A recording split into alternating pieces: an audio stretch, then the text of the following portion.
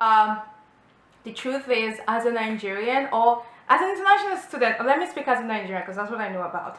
As a Nigerian, if you are planning to go to the UK to study, or let me rephrase, as a Nigerian, if your plan is to go study abroad and at the end of your studies you want to stay back in the country to find a job, to start a life, then the UK is not the best place for you to do that, because the UK... Hi everyone, it's your girl Esiri and welcome back to my channel. How you doing?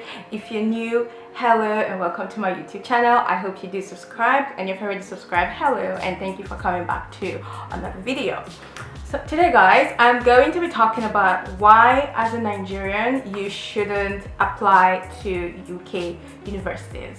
As you know, I did my master's in the UK back in 2015, and I actually saw another Nigerian YouTuber, Dyna Ekwueme. She did a video on this not long ago, and I just feel like I should touch more on that. She basically touched everything, but I just wanted to touch a little bit more on that. The truth is, as a Nigerian or as an international student, or let me speak as a Nigerian because that's what I know about.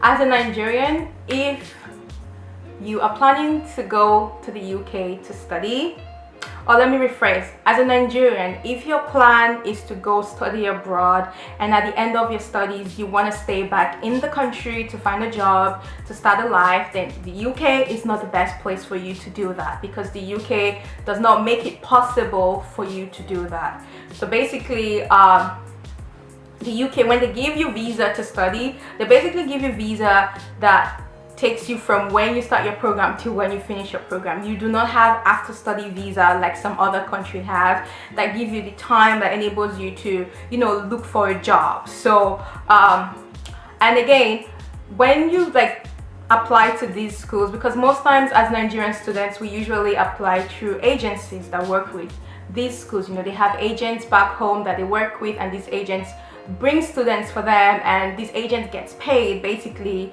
for bringing a student. Most times these agents don't really tell you these things, because I went through an agent. My agent was really good. He did very well for me, you know. He actually suggested England for me, and I personally, when I've been thinking of masters, to be honest, England was like always the first place that came to my mind, because I had so many friends who schooled in England and I liked the country and I wanted to, like, you know, experience it there. But the thing he left out was he didn't tell me how the fact that they don't have after study visa. So when I talked to my dad, I told my dad, you know, I wanted to do my masters, and I told him I wanted to do it in England. I remember my dad telling me that you do know that if you study in England, you're not going to be able to stay back. It's going to be hard for you to find a job to be able to stay back after that, because the England does not offer that to students. So my dad was actually the one who told me.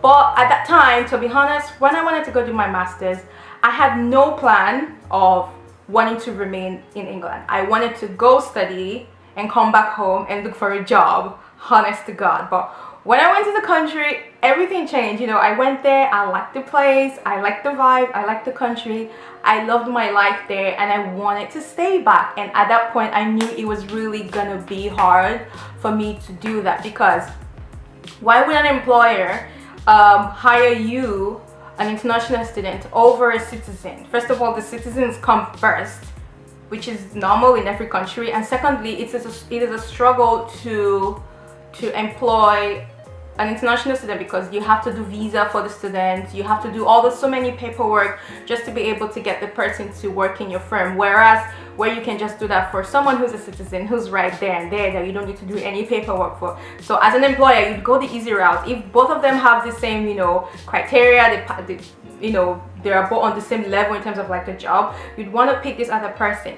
The only time where as an international student it's easy for you to get a job, because I have a friend of mine who schooled in England and she was able to secure a job at the end of her study, and that was only because, or mainly rather, because number one, she did very well in her course, and secondly, what she studies is one of those professions that are really sought after, you know, those kind of like professions that people need, like there's a market for, they need you so bad, and she did very well in her course, and she has like companies coming to her that wanted to employ her, you know. But not everybody studies something like that. Some people just want to be lawyers.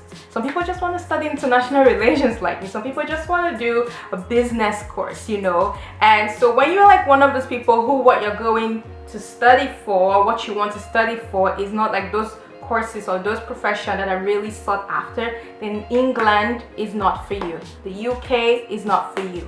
I would advise you to go to places like Canada, places like US. If you really want to go to Europe, Ireland, and I think Germany offer after study visa. I think Canada offers like a year and a half, depending on how long your course is, for after your school, after you finish your schooling, for you to be able to look for a job. And you know, 1 year is more than enough time than like the 2 extra months you get on your visa when you get a UK visa, student visa, to go study. So yeah, I just really wanted to make this video, and I really want to keep it really short and really just short. Yeah, so all I'm trying to say in this video is, if as a Nigerian you want to study abroad, then England is not for you. Do not apply to UK universities because it is so expensive. God, these schools cost so much. You've not even talked about how much you spend on your school fees, how much you spend on accommodation, how much you spend on just taking care of yourself for the period of time you're going to be here. Your money will be running into thousands and thousands of pounds, but at the end of the day, you're not able to find a job in the country. Like, the money just goes to the drain. I mean, not technically goes to the drain, but you get what I mean. You can literally find a job there. So if you want to go spend your money, if you want to put so much money into a government of a country, because you're literally putting the money into their system. If you want to spend so much money into putting money into someone else's government, make sure it's a government that can, at the end of the day, you can benefit from. Besides the education you benefit from them, you can be able to work there, you know. So for me, I regretted at the end of the day because I wanted to stay back, but then again, it was my fault from the beginning, because from the beginning I did not think I was going to stay back in the UK, but then I ended up wanting to stay. But if for you, you know you want to stay back in a country after you finish your studies, then please do not go to the UK. Do not go to the UK. Go to other schools. And I really do hope that all those agencies, you know, that work back home, tell these prospective students these things, because they miss out these things, and students just go and they spend their money, and you know, they don't know these things. And when they get there, at the end of the day, they're like, oh my god, I can't find a job, like I have to go back home. And the thing with England is, you go back home the day of visit. I mean, you don't want to be illegal in the country. So yeah guys, I don't want to ramble on anymore. I think I told you what I wanted to tell you. So yeah, if you enjoyed this video, don't forget to give a thumbs up. Also leave a comment in the comment section below, anything you'd love to know more about schooling in the UK, or if there are any other topics you would want me to talk about. I am more than happy and willing to make these videos for you. Also, don't forget to follow me on my Instagram, and also if you're at this part of this video and you're not subscribed, please hit that subscribe button. And also, if you're subscribed, thank you again for coming back to watch another video, and I'll catch you guys in my next one. Bye.